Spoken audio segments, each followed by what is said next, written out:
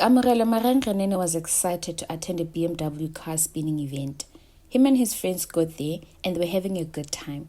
A few moments into the event, however, his group of friends clashed with another group of friends at the event. Then they let the whole thing slide. Peace was restored and they continued focusing on the spinning cars. His friends then left him there. Little did they know that that would be the last time they see Kamohelo alive. The group of friends they clashed with earlier had unfinished business. They had been planning evil. They took Kamohelo away from the event venue. They threw him inside the boot of their car and drove off with him. They then got to an open field and started to assault him. They put a tire around him and set him alight while he was alive. They then left him there to die. Kamohelo was still burning. He was in so much pain, but he managed to crawl from that field. He got to a place where people could see him. He waited for someone to pass by. Someone found him. In that state, he managed to give them his family's contact details. He was rushed to hospital and sadly, Kamohelo didn't make it.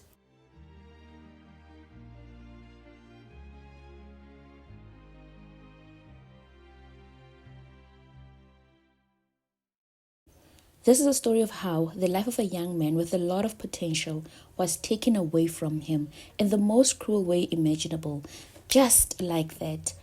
And the suspects, the people who did this cruel act, who include 2 young women, are still on the run almost a month later. This is Kamohelo Magengenene's tragic story.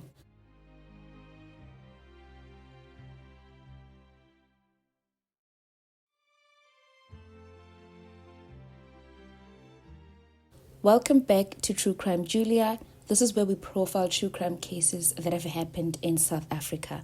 Thank you so much for being here with me.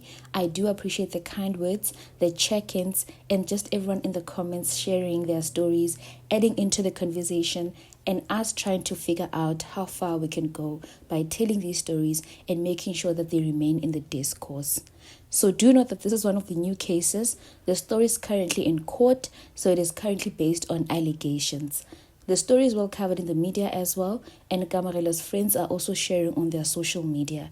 I mentioned earlier that the suspects are on the run, so this was a gang that attacked Kamohelo. So some of the members were arrested, and there are still others who are still on the run. So let us get into the story.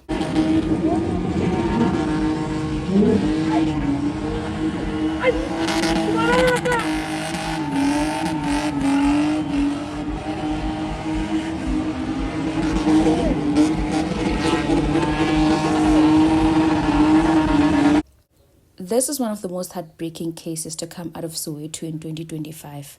A young man full of life, laughter, and dreams was beaten, kidnapped, and burned alive by people he may have known quite well. His name was Kamohelo. His friends called him Kamo, Skamzo, or Ndoda.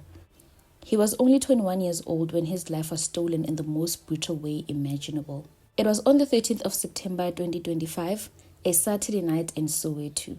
Crowds gathered at a BMW spinning event in Molapo, a place filled with energy, roaring engines, and music. Among the people was Kamohelo, who attended with his friends, hoping for a night of fun and adrenaline. But as the night went on, a confrontation broke out, an argument between Kamo's group of friends and another crew from White City, also in Soweto. No one knew it then, but that moment would spiral into one of the most disturbing murders the community has ever seen. According to witnesses, after the first confrontation, his friends left moments later when things had calmed down. Kamo was then confronted and attacked after the event ended by that group. He was beaten, overpowered, and forced into the boot of a car by several men. Their names would later be revealed as Neo, Tshepo, Njabulo Mkhobeni, Temba, and others, part of a group known locally as Iskim Samadais. They drove Kamohelo to Meadowlands Zone 7 near an abandoned mine dump, a dark, isolated area where no one could hear his screams. And there, in the dark of the night, the unthinkable happened. The attackers continued to assault Kamo, kicking and beating him as he begged for his life.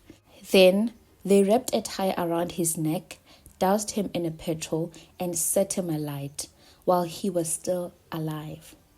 CCTV footage viewed by Kamo's friends and family later showed some of them buying petrol just before the attack, confirming how deliberate and cruel this act was. Believing he was dead, they left him there, burning and alone, but Kamo wasn't ready to give up. With unimaginable pain, Kamo crawled through the field, his body burned, his strength fading, but his will to survive remained. He made it towards nearby houses, crying out for help. For hours, no one came, until a woman walking by saw him and called for help.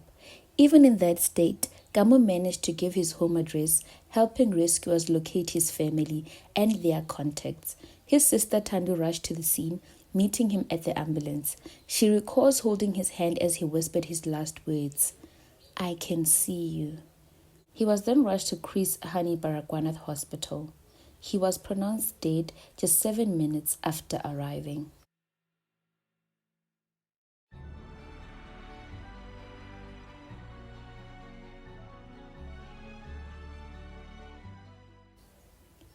When the family heard the news of his passing, their world was shattered.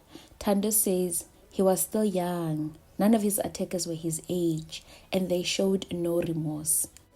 A case of assault, kidnapping, and murder were opened, and then the police investigation quickly led to arrests.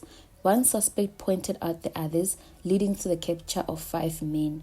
They appeared at the Orlando Magistrate Court, where they were all denied bail. But 4 more suspects, including 2 young women, remain on the run. CCTV footage and confessions confirm the horrifying truth. They had planned this. They had bought the petrol. They all watched him burn. The case made its first appearance on 16 September, followed by another one on the 1st of October.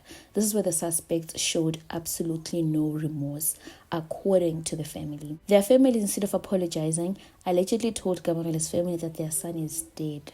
Nothing will change.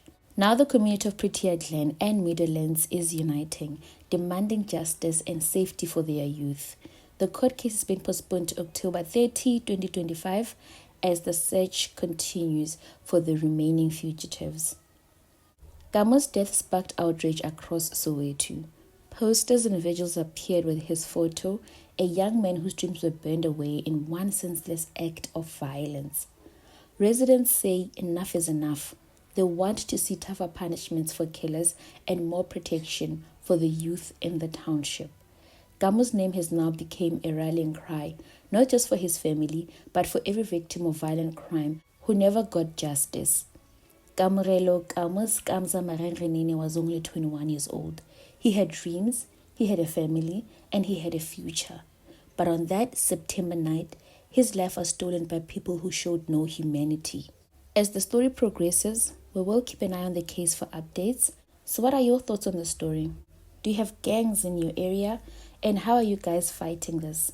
Please let us know in the comments and let us talk. Thank you so much for watching. Stay safe, and I will see you on the next one.